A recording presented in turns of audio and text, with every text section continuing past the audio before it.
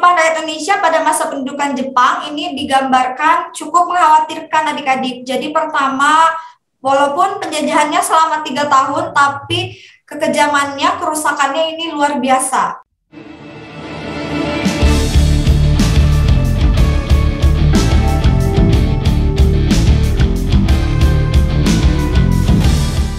Jadi masyarakat kita zaman dulu, nenek moyang kita itu memang banyak yang kelaparan, kekurangan bahan makanan dan kekurangan pakaian karena memang sumber daya alamnya dikuras oleh Jepang ya. Lalu diwajibkan kerja paksa. Nah, kerja paksa zaman Jepang namanya adalah romusa, membuat jalan, membuat terowongan, membuat rel kereta api ya, membuat bendungan, membuat benteng dan lain-lain. Ini dikerjakan oleh rakyat Indonesia tanpa dibayar gitu ya, namanya adalah kerja romusa. Lalu dipaksa menanam pohon jarak. Pohon jarak ini dimanfaatkan minyaknya sebagai pengganti solar. Jadi ini sebagai biogas ya, sebagai biodiesel atau biosolar. Dan mewajibkan masyarakat Indonesia upacara penyembahan terhadap Kaisar Jepang atau Seikrai. Jadi dipaksa untuk menyembah matahari gitu ya. Jadi Seikrai itu adalah membungkuk menghadap ke arah matahari. Jadi ini beberapa peristiwa-peristiwa yang terjadi pada masa pendudukan Jepang. Nah, akhirnya pecahlah perlawanan-perlawanan terhadap Jepang di beberapa wilayah adik-adik ya. Pertama nih, dari daerah Chotpling, Aceh, ada pahlawan bernama Tengku Abdul Jalil. Nah, Jepang bertindak sewenang-wenang terhadap rakyat Aceh, sehingga rakyat Aceh tidak tinggal diam, melakukan perlawanan terhadap Jepang. Lalu Tengku Abdul Hamid di daerah Meredu Aceh mengadakan perlawanan kepada Jepang pada tahun 1942. Dari daerah Tasikmalaya, Jawa Barat ada Kiai Haji Zainal Mustafa ya. Beliau secara tegas menolak melakukan sekre, yaitu membungkuk menghadap ke arah matahari terbit. Karena beliau adalah seorang muslim yang taat, jadi memang harus menolak ketika ada ajakan-ajakan yang tidak sesuai dengan syariat Islam. Lalu ada Pangsuma dari Pontianak, Kalimantan Barat. Beliau adalah kepala suku Dayak adik-adik yang memimpin perlawanan rakyat Dayak melawan Jepang. Lalu ada Supriyadi dari Blitar, Jawa Timur. Beliau adalah salah satu tentara peta pembela tanah air yang melakukan membelot jadinya melawan pihak Jepang ya. Dan terakhir adalah Haji Mardias dari Indramayu. Beliau melakukan perlawanan dari desa Cidempet, Kecamatan Loh Bener, Indramayu. Nah, inilah potret perjuangan para pahlawan dalam mengusir penjajahan Jepang adik-adik ya. Lalu kita memasuki beberapa tokoh dan organisasi pergerakan nasional adik-adik ya.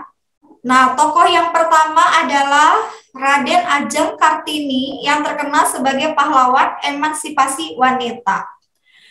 Ibu Kartini bercita-cita mengangkat derajat wanita melalui bidang pendidikan.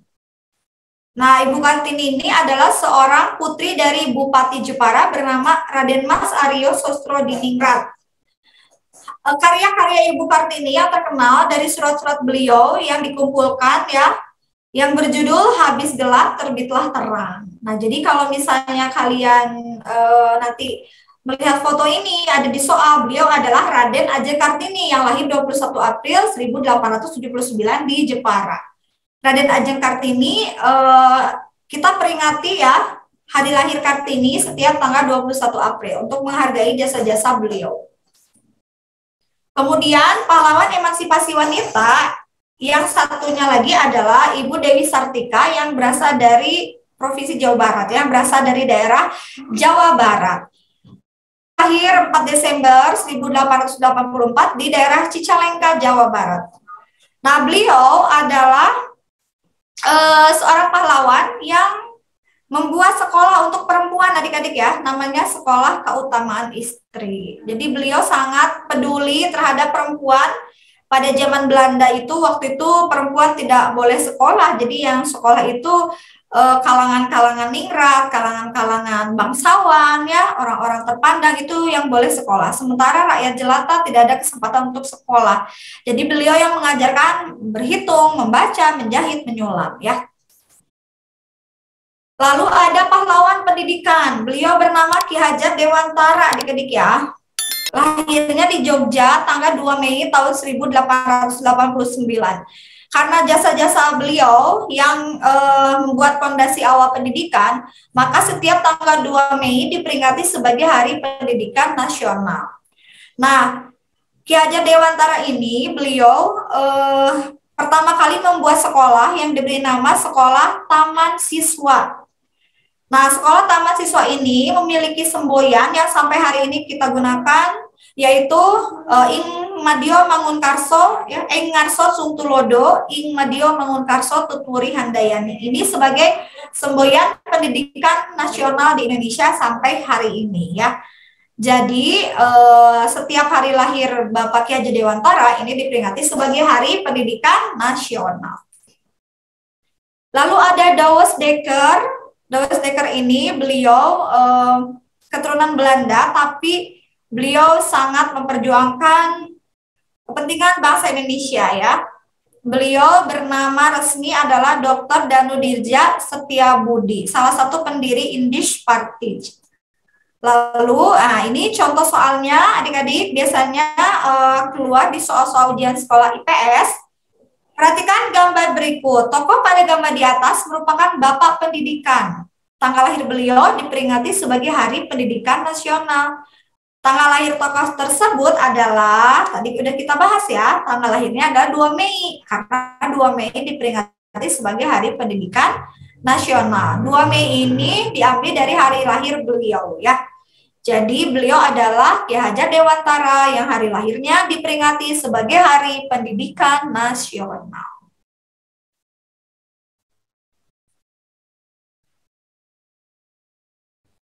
Oke, mari kita lanjutkan.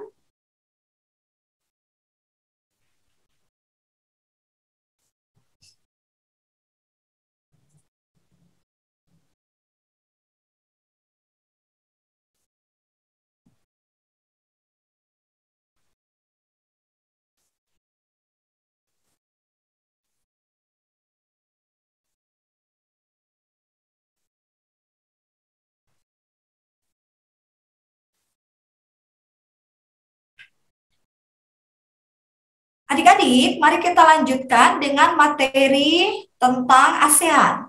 Nah, materi tentang ASEAN ini sering sekali keluar di soal-soal ujian sekolah, adik-adik. Yuk kita bahas materi tentang organisasi ASEAN.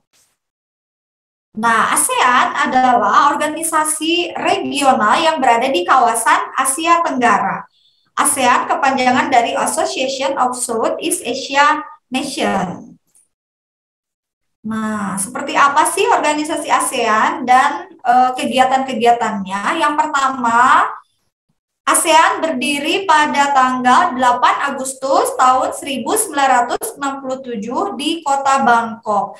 Pada saat itu ada pertemuan 5 menteri luar negeri yang melakukan beberapa kesepakatan dan ditandatangani sebuah deklarasi bersama namanya Deklarasi Bangkok, ya.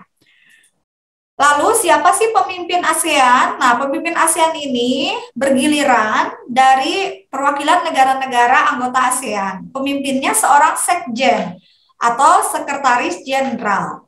Nah, untuk sekjen ASEAN sekarang tahun 2022 ini bernama Lim Jock Hoi. Lim Jock Hoi ini adalah perwakilan dari negara Brunei Darussalam, negara tetangga kita, ya. Nah, di mana sih kantor kesekretariatan ASEAN? Nah, ternyata Indonesia menjadi tuan rumah atau gedung sekretariat ASEAN berada di negara kita, yaitu di Jakarta. Ya, jadi sangat bangga sekali ya Indonesia menjadi menjadi tuan rumah dalam sekretariat ASEAN, ya.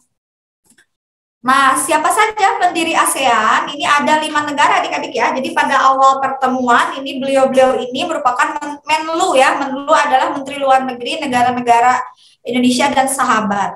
Nah, ada 5 negara pendiri ASEAN. Yang pertama ada Sivitamain, ya.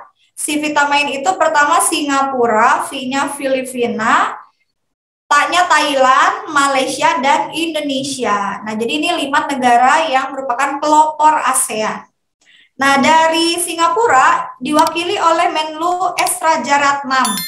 Rajaratnam, kemudian Filipina diwakili oleh Narcisco Ramos, dari Indonesia ada Malik, dari Thailand Thanat Khoman, dan dari Malaysia diwakili oleh Tun Abdul Razak. Ya, jadi beliau-beliau ini orang-orang yang pertama kali mendirikan ASEAN atau pelopor ASEAN. Lalu sampai tahun 2022 keanggotaannya sudah memiliki 10 anggota ya. Anggota ke-6 itu ada Brunei, anggota ke-7 Vietnam, anggota ke-8 Myanmar Laos ya, 89. Dan anggota terakhir adalah Kamboja. Supaya kita dapat menghafalnya dengan cepat, ada kunci 3D-nya yang bisa dihafalkan. Bruvi dan Nila suka Kamboja. Apa itu?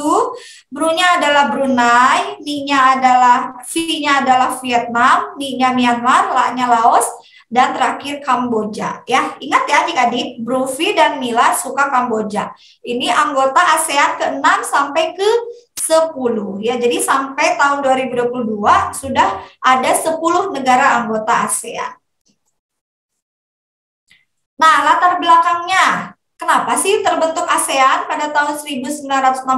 Pertama, adanya persamaan letak geografis, sama-sama berada di wilayah Asia Tenggara ya.